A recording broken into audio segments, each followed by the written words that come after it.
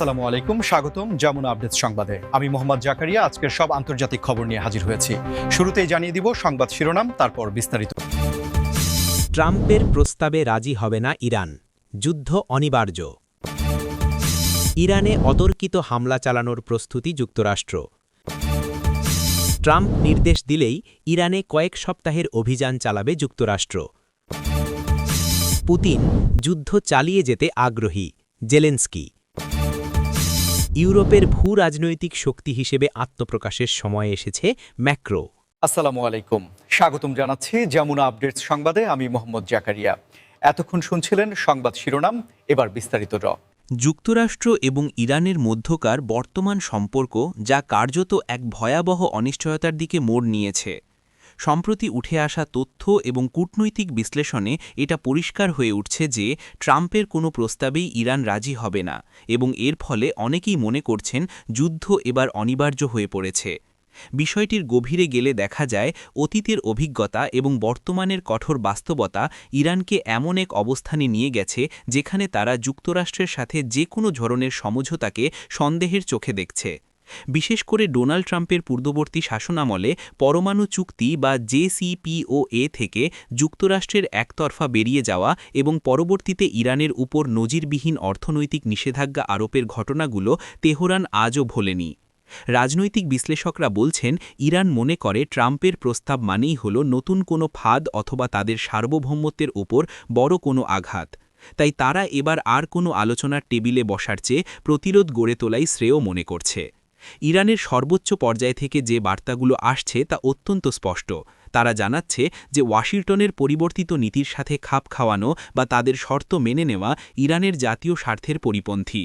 আর ঠিক এই অনড় অবস্থানের কারণেই দুই দেশের মধ্যে কূটনৈতিক সমাধানের পথ প্রায় বন্ধ হয়ে গেছে বলে মনে হচ্ছে।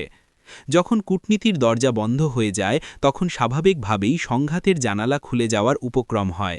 আর ঠিক এই ভীতিটাই এখন আন্তর্জাতিক মহলে ছড়িয়ে পড়েছে যে যদি কোনো পক্ষই ছাড় না দেয় তবে মধ্যপ্রাচ্যে আরেকটি বড় ধরনের সামরিক সংঘাত বা যুদ্ধ এড়ানো প্রায় অসম্ভব হয়ে পড়বে।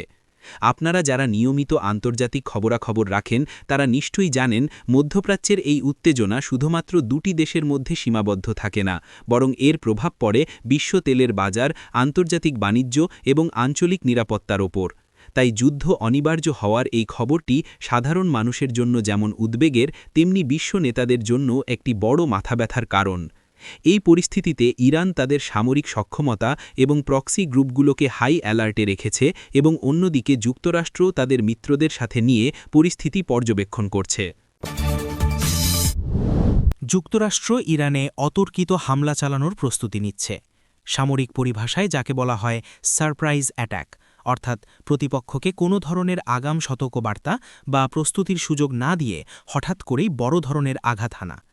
পেন্টাগন এবং মার্কিন সামরিক বাহিনীর বিভিন্ন মুভমেন্ট বা গতিবিধি বিশ্লেষণ করে সমরবিদরা ধারণা করছেন এই প্রস্তুতি কোনো সাধারণ মহড়া নয়, বরং সুনির্দিষ্ট কোনো লক্ষ্যবস্তুতে আঘাত হানার পরিকল্পনা হতে পারে। অতর্কিত হামলার মূল উদ্দেশ্য সাধারণত থাকে শত্রুপক্ষের command centre, radar system, missile launchpad বা পরমাণু স্থাপনাগুলোকে মুহূর্তের মধ্যে নিষ্ক্রিয় করে দেওয়া, যাতে তারা পাল্টা আক্রমণের সুযোগ না পায়। মার্কিন নৌবহর বা এয়ারক্রাফট ক্যারিয়ারগুলোর সাম্প্রতিক অবস্থান এবং মধ্যপ্রাচ্যের ঘাঁটিতে বোমারু বিমানের উপস্থিতি এই জল্পনাকে আরও উস্কে দিচ্ছে। তবে বিষয়টি যতটা সোজাসাপটা মনে হচ্ছে, ভূরাজনীতিতে তা ততটা সহজ নয়। কারণ ইরানে অতর্কিত হামলা চালানো হলে তার ফলাফল হতে পারে সুদূরপ্রসারী এবং অত্যন্ত ভয়াবহ। ইরানও তাদের আকাশ প্রতিরক্ষা ব্যবস্থাকে গত কয়েক বছরে বেশ শক্তিশালী করেছে এবং তাদের হাতে থাকা ব্যালিস্টিক মিসাইলগুলো দিয়ে তারা মধ্যপ্রাচ্যে অবস্থিত মার্কিন ঘাঁটিগুলোতে পাল্টা আঘাত হানার ক্ষমতা রাখে। যুক্তরাষ্ট্রের এই প্রস্তুতির খবরটি লিক হওয়া বা মিডিয়ায় আসার পেছনেও হয়তো এক ধরনের মনস্তাত্ত্বিক চাপ প্রয়োগের কৌশল থাকতে পারে, যাকে বলা হয় সাইকোলজিক্যাল ওয়ারফেয়ার বা মনস্তাত্ত্বিক যুদ্ধ, অর্থাৎ শত্রুকে সবসময় ভয়ের মধ্যে রাখা। কিন্তু যদি সত্যিই যুক্তরাষ্ট্র কোনো প্রিএমটিভ স্ট্রাইক বা আগাম হামলার সিদ্ধান্ত নেয়, তবে তা হবে বর্তমান সময়ের সবচেয়ে বড় সামরিক ঘটনাগুলোর একটি। আন্তর্জাতিক আইন এবং জাতিসংঘের ভূমিকা এখানে কি হবে তা নিয়েও প্রশ্ন থেকে যায়, কারণ কোনো দেশের ওপর বিনা প্ররোচনায় বা অতর্কিত হামলা চালানো আন্তর্জাতিক সম্পর্কের ক্ষেত্রে বড় ধরনের সংকট তৈরি করে। তবুও সামরিক প্রস্তুতির ধরন দেখে মনে হচ্ছে ওয়াশিংটন কোনো একটি উইন্ডো বা সুযোগের অপেক্ষায় আছে এবং সেই সুযোগটি আসা মাত্রই তারা অ্যাকশনে যেতে পারে। এই ধরনের হামলার প্রস্তুতি বিশ্ববাজারে তেলের দাম এবং শেয়ার মার্কেটে বড় ধস নামাতে পারে। ট্রাম্প নির্দেশ দিলেই ইরানে কয়েক সপ্তাহের অভিযান চালাবে যুক্তরাষ্ট্র। এখানে কয়েক সপ্তাহের অভিযান শব্দগুচ্ছটি অত্যন্ত তাৎপর্যপূর্ণ, কারণ এর মাধ্যমে বোঝা যায় যে এটি কোনো দীর্ঘমেয়াদী দখলদারিত্ব বা ইরাক আফগানিস্তানের মতো বছরের পর বছর চলা যুদ্ধ নয়, বরং এটি হতে পারে একটি তীব্র এবং নির্দিষ্ট সময়সীমার মধ্যে সীমাবদ্ধ সামরিক অপারেশন। সামরিক বিশেষজ্ঞরা এই ধরনের অভিযানকে সার্জিক্যাল স্ট্রাইক বা টার্গেটেড ক্যাম্পেইন হিসেবে ব্যাখ্যা করছেন, যার মূল লক্ষ্য হতে পারে ইরানের সামরিক মেরুদণ্ড ভেঙে দেওয়া, তাদের পারমাণবিক সক্ষমতাকে পিছিয়ে দেওয়া, অথবা তাদের রেভলিউশনারি গার্ডের নেটওয়ার্ককে দুর্বল করা। পেন্টাগনের পরিকল্পনাকারীরা হয়তো এমন একটি ব্লুপ্রিন্ট তৈরি করে রেখেছেন যেখানে প্রেসিডেন্টের নির্দেশ বা গো আহেড সিগন্যাল পাওয়া মাত্রই আকাশ ও নৌপথে একযোগে আক্রমণ শুরু হবে এবং তা কয়েক সপ্তাহ ধরে বিরামহীনভাবে চলবে। এই কয়েক সপ্তাহে হাজার হাজার সর্টি বা বিমান হামলা চালানো হতে পারে এবং ক্রুজ মিসাইল ব্যবহার করে ইরানের গুরুত্বপূর্ণ অবকাঠামো ধ্বংস করা হতে পারে। কিন্তু প্রশ্ন হল, ট্রাম্প কি সত্যিই এমন কোনো নির্দেশ দেবেন? তার অতীতে নেওয়া সিদ্ধান্তগুলো বিশ্লেষণ করলে দেখা যায় তিনি যেমন কঠোর পদক্ষেপ নিতে পারেন, তেমনি আবার হুট করে আলোচনার প্রস্তাবও দিতে পারেন। তাই তার পদক্ষেপ আগে থেকে অনুমান করা বেশ কঠিন। তবে সামরিক বাহিনীর এই প্রস্তুতি এটাই ইঙ্গিত দেয় যে লজিস্টিক্স, সাপ্লাই চেন এবং জনবল সবকিছুই এমনভাবে সাজানো হয়েছে যাতে নির্দেশ পাওয়ার কয়েক ঘণ্টার মধ্যেই অপারেশন শুরু করা যায়। কয়েক সপ্তাহের এই অভিযানের কথা শুনে অনেকের মনেই প্রশ্ন জাগতে পারে যে ইরান কি এই কয়েক সপ্তাহ চুপ করে বসে থাকবে? অবশ্যই না। ইরান তাদের হরমুজ প্রণালী বন্ধ করে দেওয়ার হুমকি দিতে পারে, অথবা তাদের মিত্রদের মাধ্যমে পুরো অঞ্চলে অস্থিতিশীলতা তৈরি করতে পারে। অর্থাৎ যুক্তরাষ্ট্রের পরিকল্পনা অনুযায়ী অভিযানটি কয়েক সপ্তাহের হলেও এর রেশ বা আফটার শক কয়েক বছর ধরে চলতে পারে। ইউরোপের দিকে, যেখানে রাশিয়া ইউক্রেন সংঘাতের কোনো কুল কিনারা এখনও দেখা যাচ্ছে না, বরং ইউক্রেনের প্রেসিডেন্ট ভলোদিমির জেলেনস্কি স্পষ্টভাবে বলেছেন যে পুতিন যুদ্ধ চালিয়ে যেতে আগ্রহী। জেলেনস্কির এই বক্তব্যটি এসেছে এমন এক সময়ে যখন আন্তর্জাতিক মহল বারবার শান্তি আলোচনার আহ্বান জানাচ্ছে এবং যুদ্ধবিরতির জন্য বিভিন্ন ফর্মুলা উপস্থাপন করছে, কিন্তু মাঠের বাস্তবতা এবং ক্রেমলিনের গতিবিধি ভিন্ন কথা বলছে। জেলেনস্কি দাবি করেছেন যে রাশিয়ার প্রেসিডেন্ট ভ্লাদিমির পুতিনের লক্ষ্য শুধুমাত্র ইউক্রেনের কিছু ভূখণ্ড দখল করা নয়, বরং তিনি এই যুদ্ধকে একটি দীর্ঘমেয়াদী কৌশল হিসাবে ব্যবহার করছেন, যাতে পশ্চিমা বিশ্বকে ক্লান্ত করা যায় এবং ন্যাটো জোটের মধ্যে ফাটল ধরানো সম্ভব হয়। পুতিনের এই ওয়ার অফ অ্যাট্রিবিউশন বা ক্ষয়িষ্ণু যুদ্ধের কৌশল প্রমাণ করে যে তিনি এখনই থামতে রাজি নন এবং তিনি বিশ্বাস করেন যে সময় তার পক্ষেই আছে। রাশিয়ার অর্থনীতি যুদ্ধের মধ্যেও যেভাবে টিকে আছে এবং তারা যেভাবে নতুন নতুন সৈন্য ও অস্ত্র সীমান্তে জড়ো করছে, তা জেলেনস্কির এই দাবির সপক্ষে বড় প্রমাণ। অন্যদিকে ইউক্রেন মনে করছে যতদিন পুতিন ক্ষমতায় আছেন বা যতদিন তার এই সাম্রাজ্যবাদী মানসিকতা বজায় থাকবে, ততদিন সত্যিকারের শান্তি আসা অসম্ভব।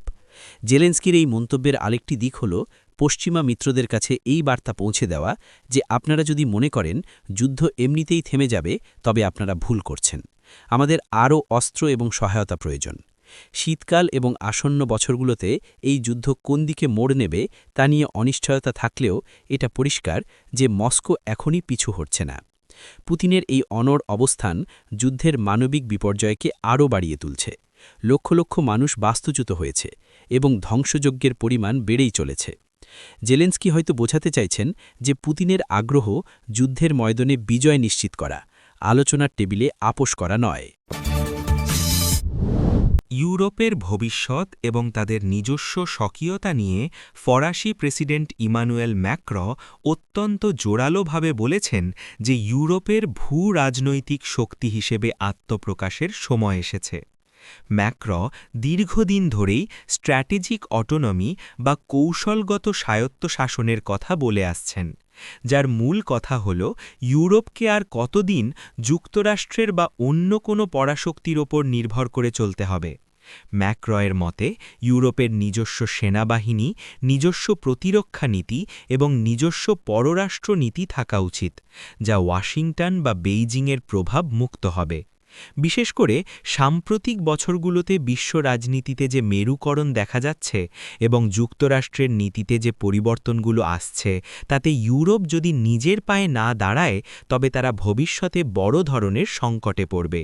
ম্যাক্রো মনে করেন ইউরোপ শুধুমাত্র একটি অর্থনৈতিক জোট বা বাণিজ্যের বাজার হয়ে থাকলে চলবে না, বরং তাদের একটি শক্তিশালী জিওপলিটিক্যাল পাওয়ার বা ভূ-রাজনৈতিক শক্তি হতে হবে, যা বিশ্বের যে কোনো সংকটে নিজস্ব সিদ্ধান্ত নিতে পারবে। ন্যাটো জোটে যুক্তরাষ্ট্রের আধিপত্য এবং কখনো কখনো ইউরোপীয় স্বার্থের সাথে মার্কিন স্বার্থের সংঘাত ম্যাক্রকে এই ভাবনার দিকে আরও বেশি ঠেলে দিয়েছে। তিনি চাইছেন ইউরোপীয় ইউনিয়নভুক্ত দেশগুলো তাদের প্রতিরক্ষা বাজেট বাড়াক, নিজেদের প্রযুক্তিতে অস্ত্র তৈরি করুক এবং নিজেদের সীমান্তের নিরাপত্তা নিজেরাই নিশ্চিত করুক। তবে ম্যাক্রয়ের এই স্বপ্নের পথে অনেক বাধা রয়েছে, কারণ ইউরোপের সব দেশ একমত নয়। পোল্যান্ড বা বাল্টিক দেশগুলো এখনও যুক্তরাষ্ট্রের নিরাপত্তাকেই বেশি নির্ভরযোগ্য মনে করে। কিন্তু ম্যাক্রো সতর্ক করে দিচ্ছেন যে বিশ্ব ব্যবস্থা বদলাচ্ছে এবং ইউরোপ যদি এখন আত্মপ্রকাশ না করে তবে তারা ইতিহাসের পাতায় শুধুই দর্শক হয়ে থাকবে, খেলোয়াড় হতে পারবে না।